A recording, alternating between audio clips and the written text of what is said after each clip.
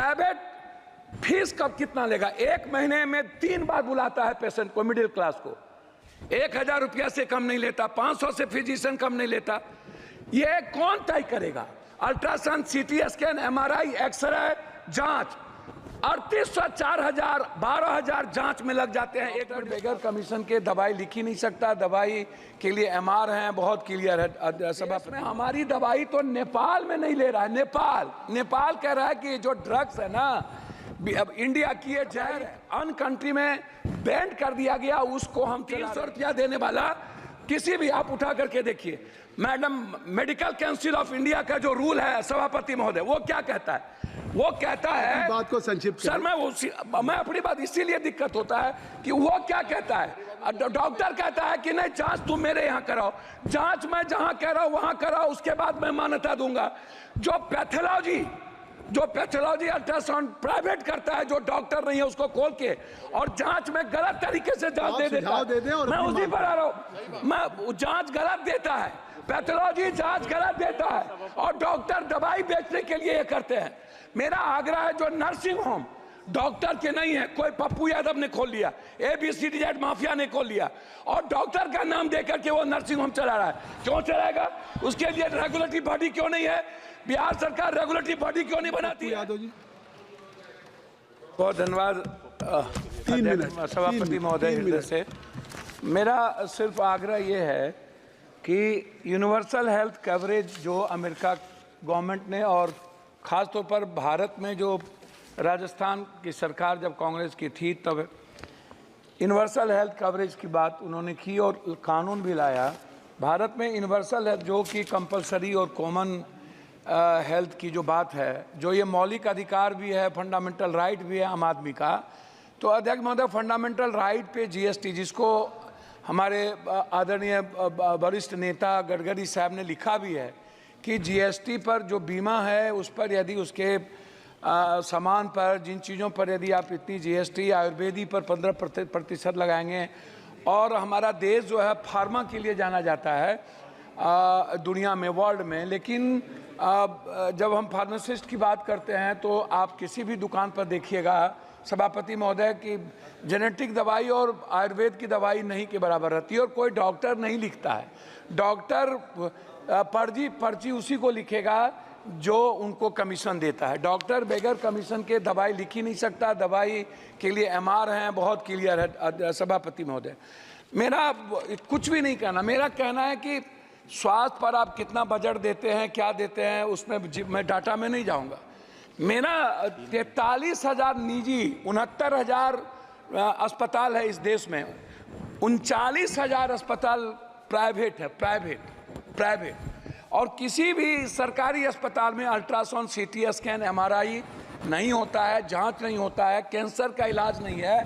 बिहार में किसी भी गांव में, शहरों में, डिस्ट्रिक्ट में नहीं के बराबर है। आप एम्स की बात करते हैं, मुझे आश्चर्य लगता है कि जब डॉक्टर ही जर्मनी और अन कंट्री की स्थिति देख लीजिए महोदय, जिस देश में हमारी दवाई तो नेपाल में नहीं ले रहा है।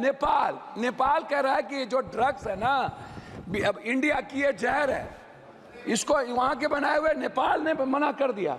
और जो दवाई वर्ल्ड में हमें नहीं, हम विश्व में वही अध्यक्ष महोदय बात तो कर, जो दवाई वर्ल्ड ने नेगलेक्ट कर दिया, या बोलने दी अरे भैया हम बोलने दो, जो दवाई वर्ल्ड ने नेगलेक्ट। वो पप्पू भाई एक बात कह दूं, आज पूरी दुनिया में अगर फार्मा में या फार्मास्यूटिकल में आप करीब 40% तक पहुंच गए, तो अगर इस तरह से कहें कि हमारी दवाएं हैं, नहीं, इस तरह से अपने देश की दवाओं का, नहीं, मैं वही बात तो कह रहा हूं। मैं क्यों कह रहे हैं वही आप तो यू शुड फील प्राउड कि सभापति महोदय, कहीं जो क्वालिटी, सभापति महोदय, मैं वही, ठीक बात है, मैंने फार्मा की तो बात की, लेकिन मैंने कहा कि डॉक्टर नहीं लिखते हैं। मैंने दूसरी बात कही कि जो दवाई अन कंट्री में बैन कर दिया गया उसको हम चला रहे हैं।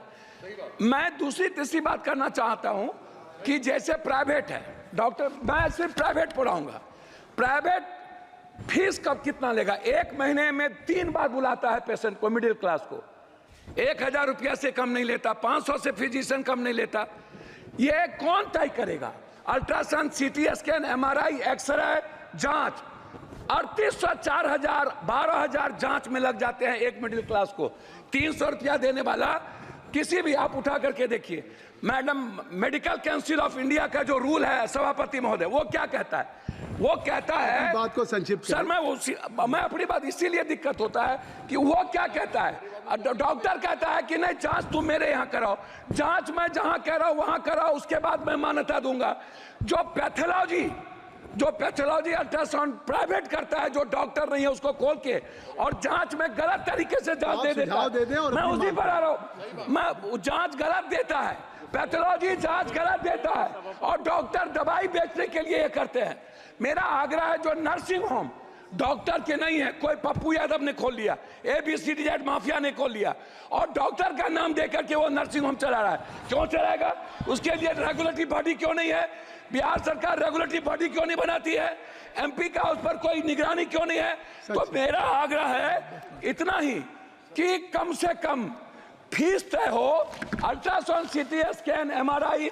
मुझे बहुत कुछ बोलना था लेकिन आप कह रहे हैं, मैं अपने क्षेत्र का 1 मिनट में बोल के, 4 मिनट मैं अपने क्षेत्र, आपका नाम है, मैं अपने क्षेत्र का बोल के, बिहार, कोसी, सीमांचल, पूर्णिया जिले में, पूर्णिया जिले के लिए, कोसी सीमांचल में मैं एक एम्स की बात, पूर्णिया जिले में कैंसर, सीमांचल मुख्यालय पूर्णिया में बर्न अस्पताल, सीमांचल क्षेत्र में जिला मुख्यालय पूर्णिया में कैंसर अस्पताल, कोसी जिला मुख्यालय सहरसा में आयुर्वेदिक मेडिकल कॉलेज, कोसी कमिश्नरी जिला मुख्यालय सहरसा में ट्रामा सेंटर और बिहार पूर्णिया जिला। आ गई बात, आपकी बात आ गई। मैं लास्ट कर रहा हूँ, मेरा सिर्फ, मैं लास्ट कर रहा हूँ, मेरा आग्रह यह है कि निजी नर्सिंग होम पे और फीस पे, जांच पे, अल्ट्रासाउंड, MRI, CT स्कैन लगे उसका तय हो, अन्यथा किसी भी कीमत पर जितना बजट ले आइए कुछ नहीं होने वाला है।